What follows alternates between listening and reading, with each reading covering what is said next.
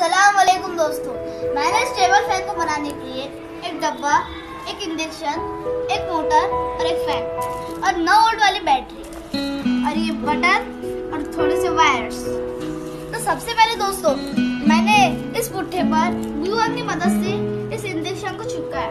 फिर उसके ऊपर की जो नोक आती है उसे काट के ग्लू गन की मदद से इस मोटर को चिपकाया। फिर यहाँ इस पंखे को लगाया। फिर बाद में मैंने इस बटन के माप का यहाँ एक सुराख किया और फिर उसे उसमें फिट किया।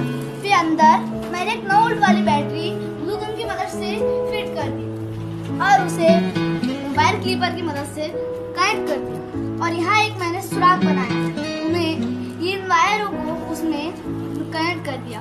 फिर अंदर जो वायर क्लिपर था उसका रेड वायर इस बटन से कनेक्ट कर दिया और जो मोटर का रेड वायर था उसे इस बटन से कनेक्ट कर दिया। और फिर यहाँ जो वायर क्लिपर का ब्लैक वायर था उसे इस मोटर के ब्लैक वायर से कनेक्ट कर दिया।